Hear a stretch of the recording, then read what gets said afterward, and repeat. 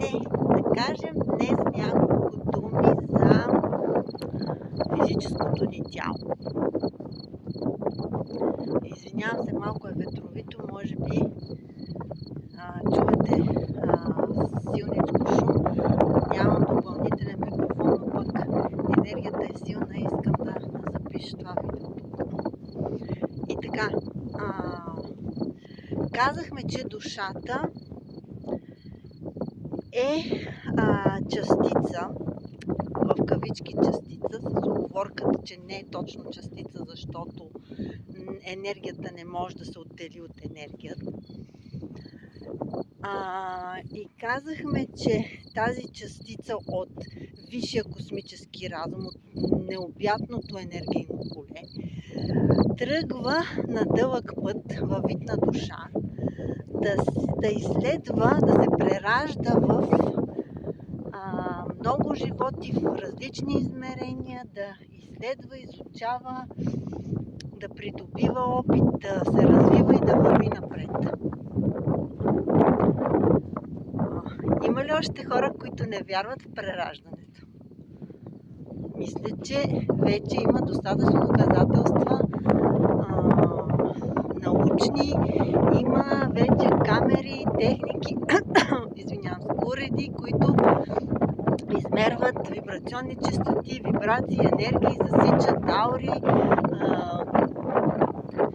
дори регресиите също са доказателство и хипнозите и така нататък.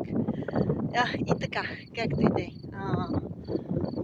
Тази душа тръгва да се преражда, но в много животи, на много различни планети, на различни измерения, да придобива опит. И казахме, че се ражда на Земята в материално тяло. Какво представлява материалното ни тяло? Тази душа обаче, казахме, че след като всички души произлизат от едно и също място, би трябвало да са еднакви, но не са, защото по пътя си те са придобили и наслагвали опит върху тази енергийна матрица и тя може да бъде замърсена, може да бъде натоварена, може да бъде деформирана от най-различни преживявания. И за това енергийните матрици на всички хора и на всички същества би трябвало да са еднакви, защото произлизат от едно и също място, но не са. Хората са различно натоварени с различни преживявания от различни животи. И така, душата се въплъщава на Земята в материално тяло. Какво представлява материалното тяло? Представлява материална проекция, физическа проекция на тази енергийна матрица. Материален израз на тази енергийна матрица. Тоест, представете си все едно един 3D принтер, на който му се задават някакви параметри и той ви изработва някаква фигурка по тези параметри. И различните енергийни матрици, които са на хората, образуват различни тела.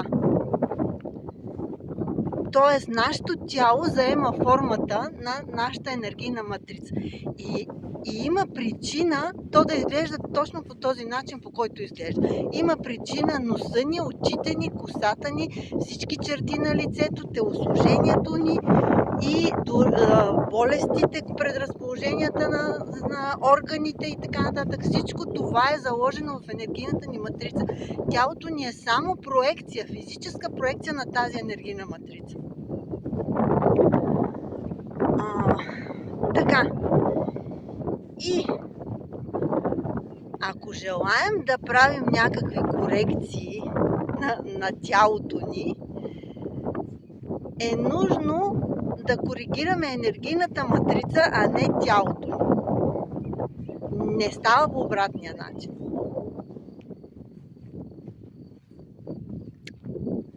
през тялото ни преминават енергийни потоци. Не можем просто да отрежем хирургически някаква част от тялото ни, защото прекъсваме енергийните потоци. Разбира се, това се случва, както виждаме в ежедневието ни. Живота може да продължи след това, но се нарушават енергийните потоци. Сега ще кажете какво искаш да кажеш, да не си правим операция или... Не, нищо не искам да кажа. Казвам фактите само. Вие си преценявате и вие си правите извод. Просто казвам фактите.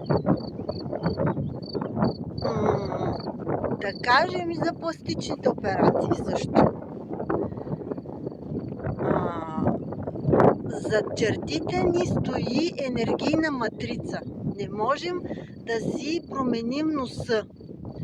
На мен ми се случва понякога, понеже виждам енергийната матрица и в първия момент ме блъсва нещо и викам какво е на тази жена, нещо нехармонично в лицето ми и като се загледам казвам, да, ясно, този нос не е нейн. Просто матрицата не отговаря на физическата проекция. Матрицата, която стои зад нея.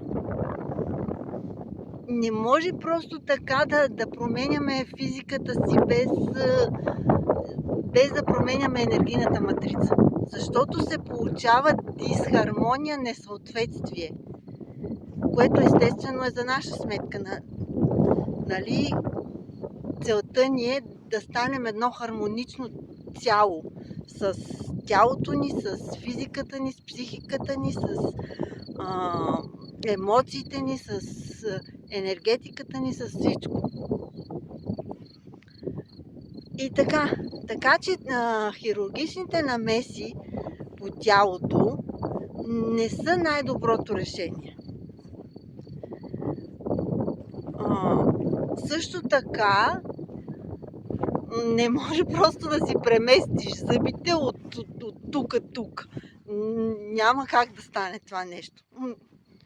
Просто за това тяло, пак казвам, стоят енергийни закони. Има причини, стои енергийна матрица. Има причини то да изглежда точно по този начин. Не случайно всички хора са различни. Защото носят различни черти на характер, различни черти. Има такива науки, които по чертите на лицето казват много неща. Казват и заболяванията, казват и характера, казват и така нататък. Също така имплантите. Всяко чуждо тяло в нашето тяло. Пирони, планки, зъби, пломби, силикони и така нататък. Всяко чуждо тяло в нашето тяло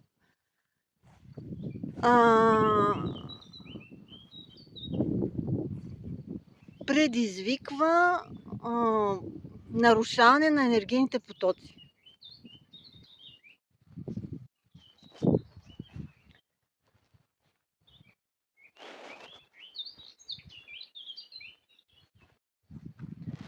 Също така и трансплантациите. Трансплантациите не може просто да извадите един орган и да го сложите от един човек на друг човек. Това не е двигател на кола, да го извадите от една кола и да го сложите на друга. Зад него стои енергийна матрица.